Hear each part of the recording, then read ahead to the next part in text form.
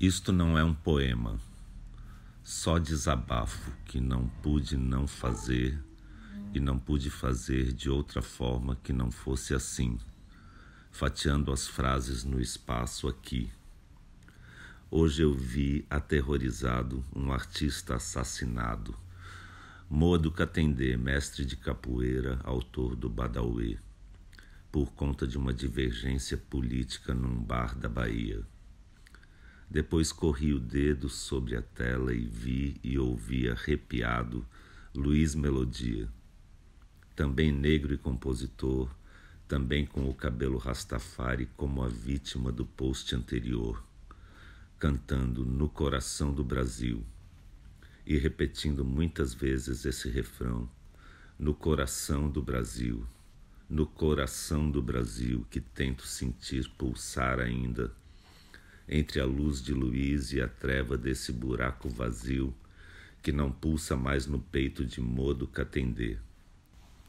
E não existe amor em SP ou no coração do Brasil, fraturado nesses dias brutos de coturnos chucros a chutar a cara de quem ama arte, cultura, educação, liberdade de expressão, diversidade, cidadania, solidariedade, democracia. Mas não se dá a mínima. O que importa é se subiu a bolsa, caiu o dólar, se todos vão prosseguir seguindo docilmente para o abismo, nessa insanidade coletiva em que o Brasil nega qualquer Brasil possível, cega qualquer futuro possível, e o ódio, o horror e o ódio e nada que se diga faz sentido mais. Para que expor na cara desses caras a palavra explícita, gravada em vídeo e repetida, do seu mito, dizendo: eu apoio a tortura, eu defendo a ditadura, eu vou fechar o Congresso, não servem nem para procriar. Não te estupro porque você não merece. A gente vai varrer esses vagabundos daqui. O erro foi torturar e não matar. Viadinho tem que apanhar, etc, e tudo mais que repete incansavelmente há anos ante câmeras e microfones.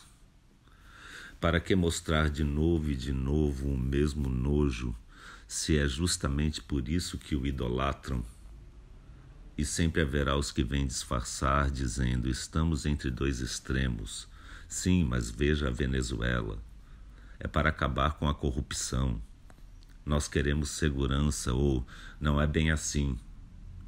Enquanto constatamos cada vez mais que sim, é assim mesmo, é assim que é.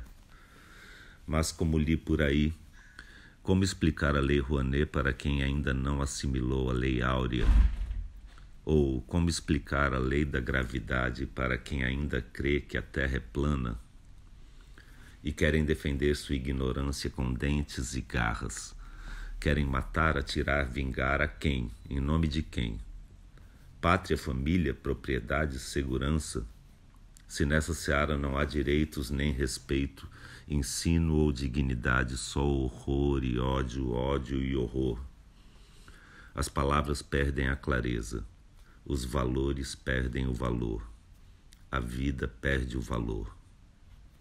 Marielle remorta, remorrida, rematada, por sua placa rompida, rasgada, desonrada, pelas mãos truculentas de brutamontes prepotentes, com suas camisetas estampadas com a face do coiso, que redemonstra sua monstruosidade quando vende em seus próprios comícios camisetas de outro ultramonstro ustra, aquele que, além de torturar, levava crianças para verem suas mães torturadas.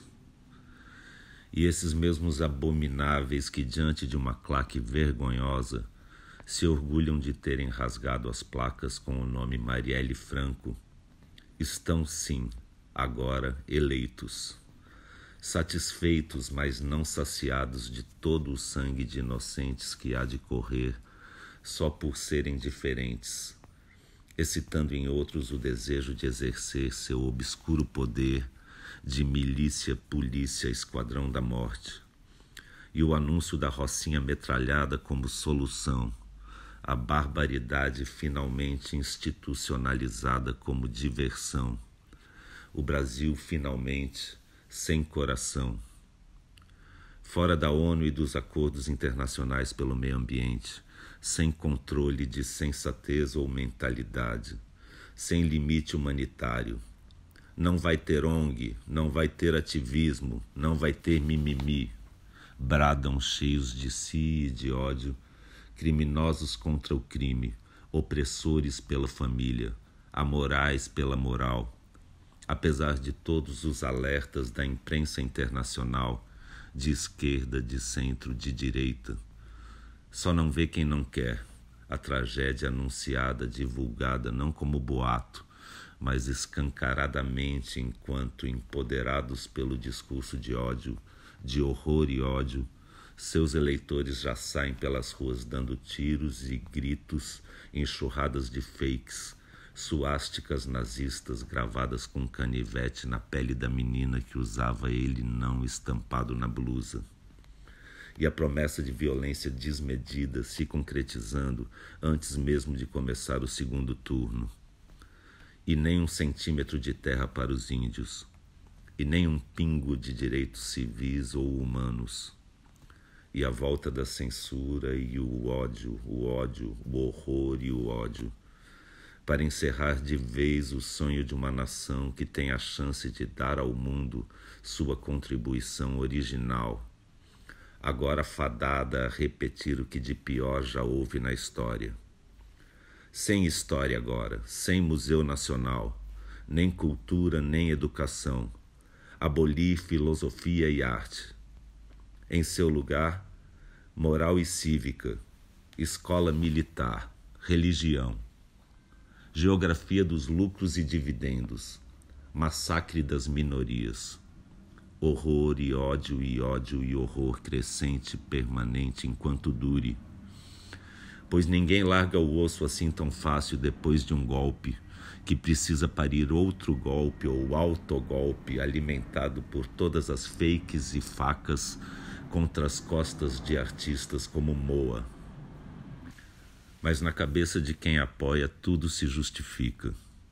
O fascismo, a tortura dos presos, o sumário julgamento sem júri, autorização dada à polícia para matar, e o ódio aos pobres, as blitzes ostensivas, a guerra declarada dos que aceitam assassinos para combater bandidos.